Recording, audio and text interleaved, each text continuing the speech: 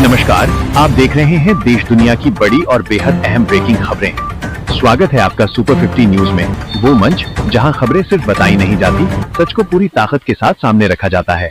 यहां हम बात करते हैं देश की सुरक्षा की, देश के सम्मान की। अगर आप भी चाहते हैं सच्ची, तेज और बेखौफ खबरें, तो जुड़े रहिए हमारे साथ। मैं हूं आपका दोस्त और आप देख रहे हैं सुपर 50 न्यूज। शुरू करते हैं आज की सबसे बड़ी खबर। विकसित भारत गारंटी फॉर रोजगार और आजीविका मिशन ग्रामीण 2025, मनरेगा की जगह नया कानून।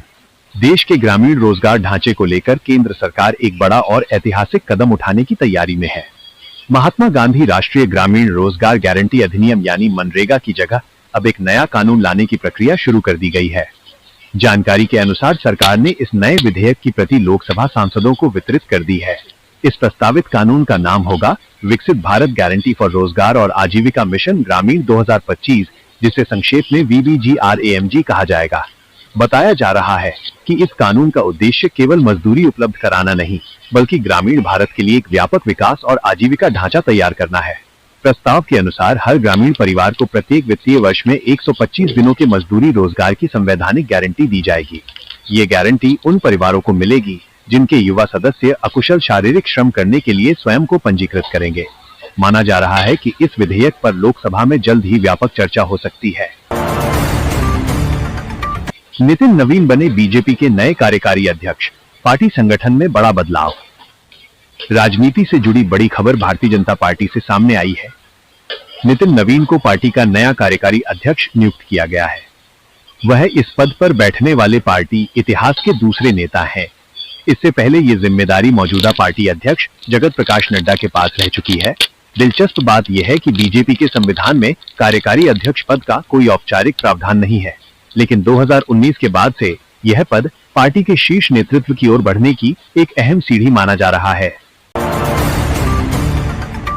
दिल्ली NCR में प्रदूषण गंभीर, हाई कोर्ट ने अपनाया हाइब्रिड मोड। राष्ट्रीय राजधानी दिल्ली NCR में बढ़ते प्रदूषण ने हालात गंभीर कर दिए हैं। हवा की गुणवत्ता गंभीर श्रेणी में पहुंचने के बाद दिल्ली हाईकोर्ट ने एहतियाती कदम उठाए हैं। अदालत ने बार के सदस्यों और खुद पेश होने वाली पार्टियों को सलाह दी है कि जहां संभव हो वहां वे हाइब्रिड मोड यानी वीडियो कॉन्फ्रेंसिंग के जरिए पेश हों। रजिस्ट्रार जनरल द्वारा जारी नोटिफिकेशन में साफ कहा गया है कि मौजूदा हालात को देखते हुए स्वास्थ्य सुरक्षा को प्राथमिकता दी जाए। अगली खबर पर जाने से पहले, अगर आपकी रगों में भी भारत बसता है, अगर आप चाहते हैं कि भारत मजबूत बने, आगे बढ़े और दुनिया भारत की ताकत के आगे सिर झुकाने को मजबूर हो, तो अभी इस वीडियो को लाइक कीजिए।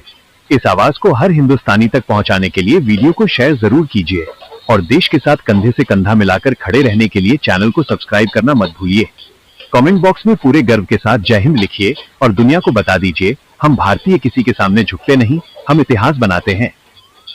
बढ़ते हैं अगली खबर पर। लखीमपुर खीरी में दिल दहला देने वाली वारदात, 2 छात्राओं से सामूहिक दुष्कर्म। उत्तर प्रदेश के लखीमपुर खीरी से एक दिल दहला देने वाली वारदात सामने आई है। कोचिंग से लौट रही 2 छात्राओं के साथ सामूहिक दुष्कर्म की घटना को अंजाम दिया गया। ये वारदात फरधान थाना क्षेत्र के कैमासुर गांव के पास हुई। सूचना मिलते ही क्राइम ब्रांच के साथ साथ पुलिस अधीक्षक संकल्प शर्मा मौके पर पहुंचे और जांच शुरू कर दी गई। आसपास लगे CCTV कैमरों की फुटेज खंगाली जा रही है। पीड़ित छात्राओं की तहरीर के आधार पर मुकदमा दर्ज करने की प्रक्रिया जारी है। इमरान प्रतापगढ़ी का बीजेपी पर तंज, अध्यक्ष अब पर्ची के आधार पर। राजनीतिक बयानबाजी के बीच कांग्रेस सांसद और मशहूर शायर इमरान प्रतापगढ़ी ने बीजेपी संगठन और सरकार पर तीखा तंज कसा है। उन्होंने आरोप लगाया कि अब पार्टी में अध्यक्ष और पदाधिकारी पर्ची के आधार पर बनाए जा रहे हैं। उन्होंने विशेष गहन मतदाता पुनरीक्षण अभियान की समय सीमा बढ़ाने की मांग भी की। इसके साथ ही सावरकर के योगदान को लेकर भी सवाल उठाए। ये बयान उन्होंने एक मुशायरे के दौरान पत्रकारों से बातचीत में दिया। बॉलीवुड में बदल रहा ट्रेंड, आर्थिक मोर्चे पर राहत। नवंबर में व्यापार घाटा घटकर 24.53 अरब डॉलर रहा। आर्थिक मोर्चे पर भारत के लिए राहत भरी खबर है। नवंबर महीने में देश का व्यापार घाटा घटकर 24.53 अरब डॉलर रह गया है, जो पिछले साल इसी महीने 31.92 अरब डॉलर था। सरकार द्वारा जारी आंकड़ों के अनुसार निर्यात में उल्लेखनीय बढ़ोतरी हुई है, जबकि आयात में गिरावट दर्ज की गई है। नवंबर में कुल निर्यात बढ़कर 73.99 अरब डॉलर तक पहुंच गया। सेवा संबंधी याचिकाओं पर हाईकोर्ट सख्त, पदनाम और तैनाती स्थल अनिवार्य। न्यायिक व्यवस्था से जुड़ी अहम खबर। पंजाब एवं हरियाणा हाईकोर्ट ने कर्मचारियों की सेवा संबंधी याचिकाओं को लेकर सख्त निर्देश जारी किए हैं। अब बिना पदनाम और तैनाती स्थल बताए दायर की गई याचिकाओं पर सुनवाई नहीं होगी। ऐसी याचिकाओं पर हाईकोर्ट रजिस्ट्री औपचारिक आपत्ति दर्ज करेगी। पैसों के विवाद से परेशान युवक ने कुएं में कूदकर दी जान। कोटरा थाना क्षेत्र से एक दर्दनाक घटना सामने आई है। पैसों के विवाद से परेशान एक युवक ने कुएं में कूदकर आत्महत्या कर ली। युवक फोन पर लगातार रुपए मांग रहा था और धमकी दे रहा था कि पैसे नहीं मिले तो वो जान दे देगा।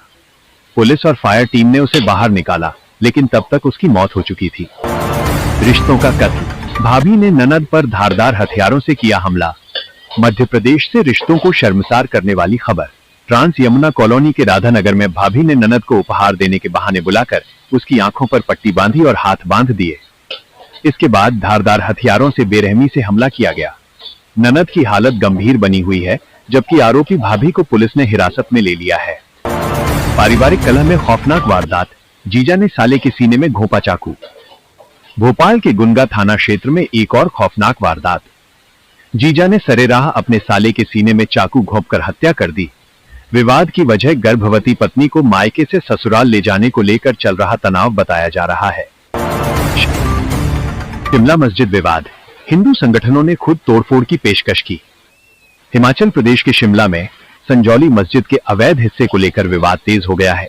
हिंदू संगठनों ने नगर निगम आयुक्त को ज्ञापन सौंपते हुए कहा है कि यदि प्रशासन के पास तोड़फोड़ के लिए संसाधन नहीं है तो वे स्वयं सेवकों के साथ कार सेवा के लिए तैयार हैं। ऑस्ट्रेलिया में आतंकी हमला, सिडनी बीच पर हनुक्का कार्यक्रम में 15 की मौत। विदेश से बड़ी खबर ऑस्ट्रेलिया से सामने आई है।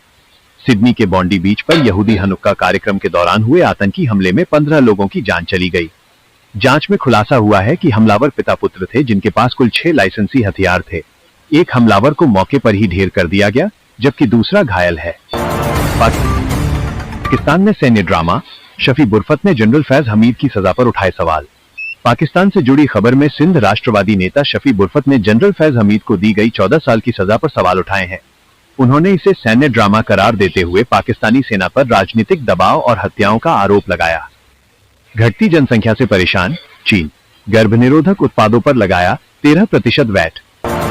और घटती जनसंख्या से परेशान चीन सरकार ने गर्भनिरोधक उत्पादों पर टैक्स लगाने का फैसला किया है।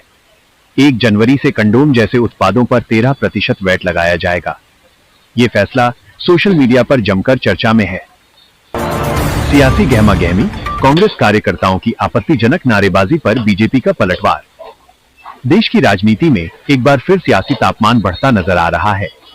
दिल्ली के रामलीला मैदान में कथित वोट चोरी के विरोध में कांग्रेस द्वारा आयोजित रैली के दौरान कांग्रेस कार्यकर्ताओं की प्रधानमंत्री नरेंद्र मोदी के खिलाफ आपत्तिजनक नारेबाजी का वीडियो सामने आया है। ये वीडियो समाचार एजेंसी IANS द्वारा जारी किया गया, जिसे बाद में भाजपा प्रवक्ता शहजाद पूनावाला ने भी सोशल मीडिया पर साझा किया। वीडियो सामने आने के बाद भाजपा ने कांग्रेस पर तीखा हमला बोला है। शहजाद पूनावाला ने कहा कि कांग्रेस का असली एजेंडा वोट चोरी नहीं बल्कि प्रधानमंत्री मोदी को हटाना है। उन्होंने आरोप लगाया कि SIR के नाम पर संविधान पर हमला किया जा रहा है। पूनावाला ने यह भी कहा कि कांग्रेस अब तक प्रधानमंत्री मोदी को 150 से अधिक बार अपशब्द कह चुकी है और हाल ही में राहुल गांधी द्वारा चुनाव आयोग को दी गई कथित धमकियां भी इसी मानसिकता को दर्शाती हैं।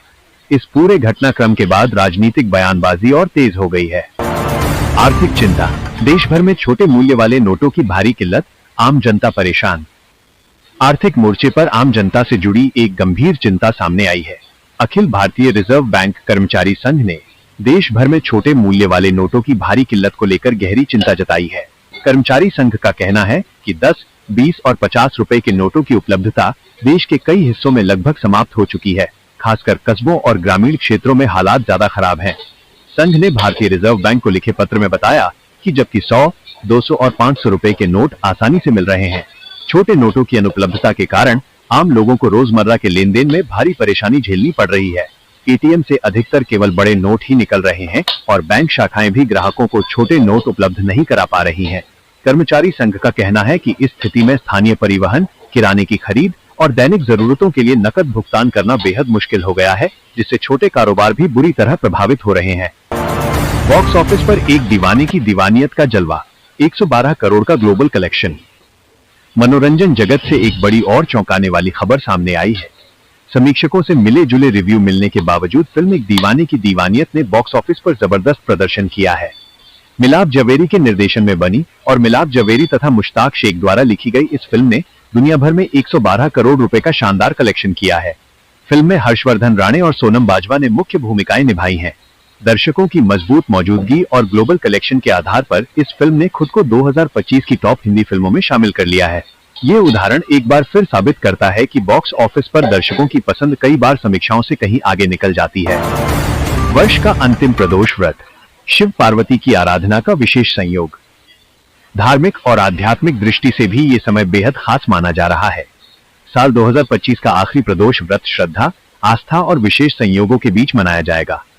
हिंदू धर्म में प्रदोष व्रत भगवान शिव और माता पार्वती को समर्पित होता है। मान्यता है कि प्रदोष काल में की गई शिव पूजा जीवन की बड़ी से बड़ी बाधाओं को दूर करने में सहायक होती है। चूंकि ये वर्ष का अंतिम प्रदोष व्रत है, इसलिए इसका महत्व और भी बढ़ जाता है।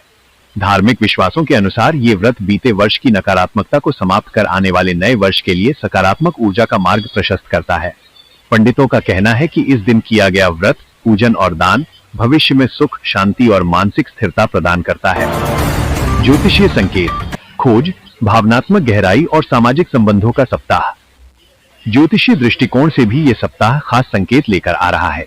15 से 21 दिसंबर 2025 के बीच का समय खोज, भावनात्मक गहराई और सामाजिक संबंधों के विस्तार का रहेगा। राहु के राशि में स्थित होने से नए विचारों और असामान्य सोच को बढ़ावा मिल सकता है। दोस्तों, अगर आपको ये वीडियो अच्छा लगा हो, अगर हमारी ये मेहनत आपको पसंद आई हो, तो इसे अपना सपोर्ट जरूर दीजिए। वीडियो को लाइक करके, शेयर करके इस आवाज को आगे बढ़ाइए और चैनल को सब्सक्राइब करके हमारा हौसला बढ़ाइए, ताकि हम रोज आपके लिए सच्ची, तेज और जरूरी खबरें लगातार लाते रहें। आपका साथ ही हमारी ताकत है। जय हिंद।